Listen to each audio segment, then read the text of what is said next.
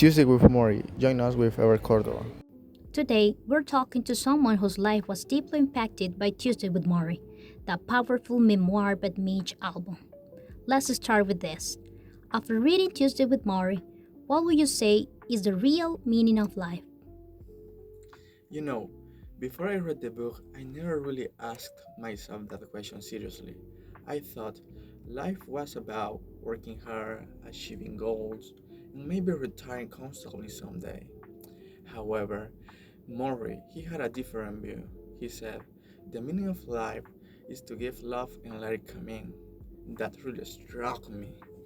It made me think about how little time I gave people around me, family, friends, even strangers.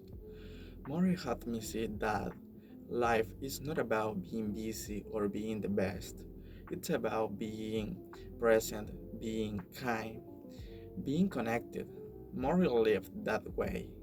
Even when he was dying, he didn't spend his last days chasing distractions or regrets. He spent them giving, teaching, loving. So now, when I ask myself what the meaning of life is, I think it's about connections, growth, and helping others feel seen and valued. That is something no career or paycheck could ever give me. This is a family photo. It represents that the most valuable things in life are human connections and shared moments, not material achievements. It highlights that the meaning of life is in relationships, as Morrie used to say. Morrie talks openly about death in the book. How did that affect your perspective? Honestly, it changed everything. I used to be terrified of death and I avoided the topic like most people do. But Morrie confronted it head on, with peace and even with gratitude. He said, once you learn to die, you learn to live. That blew my mind. At first, it sounded strange, but as I read more, it made sense.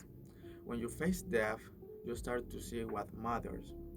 Morrie didn't waste his time on fake things. He knew his time was short, so he focused on truth, love, and goodbyes that mattered. I try to do the same now. I don't wait to tell people how I feel. I try to slow down. I don't want to live like I have forever because I don't.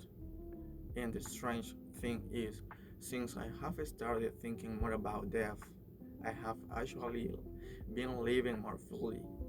I appreciate the mornings, conversations, even silence. That is what more he gave me. Not fear, but a reason to live better.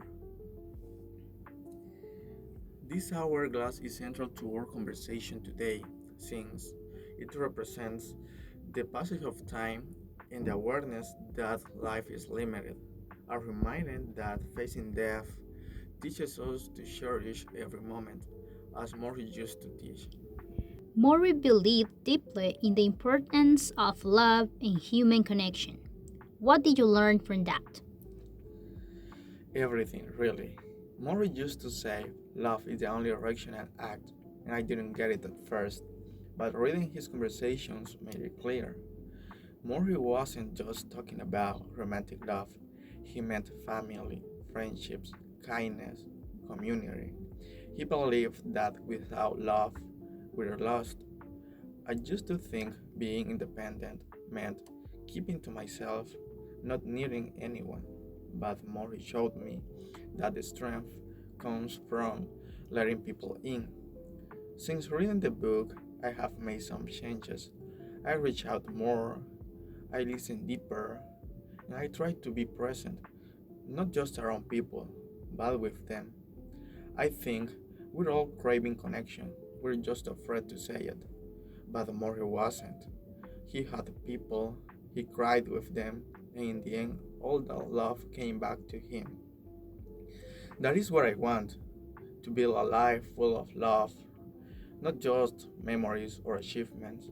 Morrie taught me that is what lasts. This handwritten letter holds personal significance for me because it reflects the power of intimate and sincere gestures between people. Authentic relationships are built by real words and actions, not appearances, just as Morrie showed himself with others. The book also talks about detaching from materialism and building your own values. How did that idea influence you? That might be the lesson I needed most.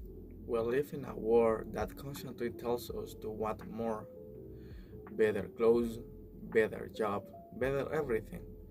And I got caught up in that.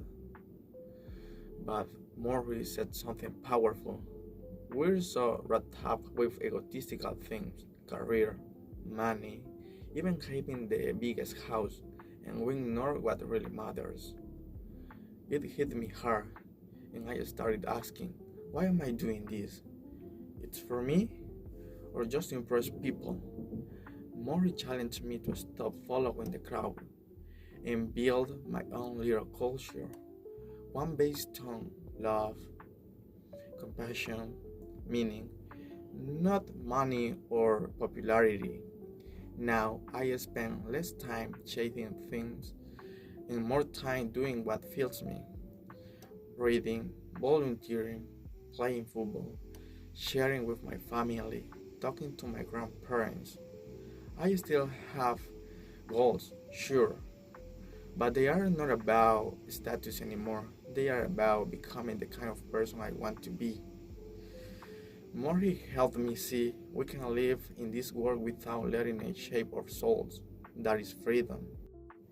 Let me show you an object that illustrates this point perfectly: a mask. It portrays the social pressure to pretend and follow what culture dictates.